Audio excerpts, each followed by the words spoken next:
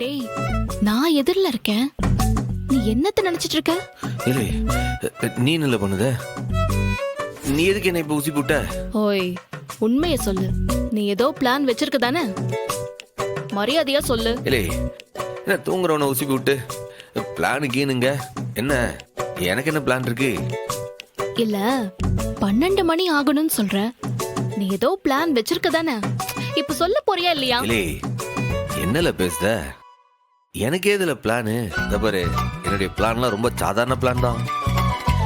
ரத்னா இப்பதான் ஒரு பெரிய கண்டத்துல இருந்து தப்பிச்சு வந்திருக்கா. அவளுக்கு நல்லதா ஒரு வாழ்க்கையை அமைச்சு கொடுக்கணும். வீராக்கு போஸ்டிங் வந்தா அவ வேலையில ஜாயின் பண்ணி அவ பெரிய பெரிய சாதனைலாம் பண்ணன. அதை பார்த்து இந்த அண்ணன் சந்தோஷப்படணும். பெரிய பெரிய போஸ்டுக்கெல்லாம் போன. அவ்வளவுதான்ல. ஓ, எசக்கி கதை அவ்வளவு விட்டியே. ஆமா, எசக்கிக்கு நல்லபடியா புள்ள பிறக்கணும்ல. அதுக்கு நம்ம ஹாஸ்பிட்டலு அது இதுக்கெல்லாம் அலையணும் இருக்குல்ல. அப்புறம் கனி பெரிய பாட்டுக்காரியா, அவ பெரிய பாட்டுக்காரியா ஆகணும். அவளை முதல்ல இந்த பாட்டு கிளாஸுக்கெல்லாம் வேற சேர்த்து விடணும். அவ்வளவுதானா? அப்புறம் என்ன, எசைக்கு குழந்தை பிறந்தா அதை என் மடியில வச்சு ஆய் மாவனா சீர்லாம் செஞ்சு அது காது குத்தணும். எம்பிட்டு வேலை இருக்கு. ஏய், உன்கிட்ட நான் எதிர்காலத்தை பத்தியா கேட்டேன்? நாளைக்கு என்ன பிளான்னு கேட்டேன். இல்லை, நாளைக்கு என்ன கிழமன்ற கூட?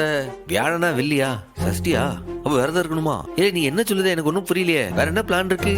இப்ப நடிக்காம சொல்ல போறியா இல்லையா? மரியாதையா நல்லா யோசனை பண்ணி சொல்லு. யோசனை பண்ணி சொல்றதுக்கு என்னல இருக்கு? எரும மாடு, பக்கி பரதேசி.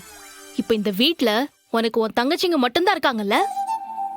அவங்களை தவிர வேற யாருமே இல்ல, அப்படிதானே? ஏலே, தூங்கிட்டு இருந்த உசி பேத்தி நடுராத்துல எழுப்பி கேள்வி மேல கேள்வி கேட்க.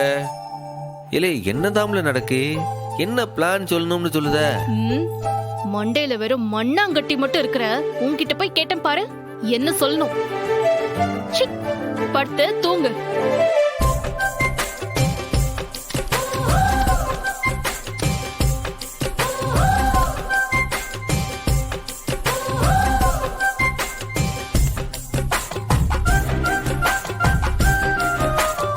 இல்லை என்ன பிளான் சொல்லலாம்ல?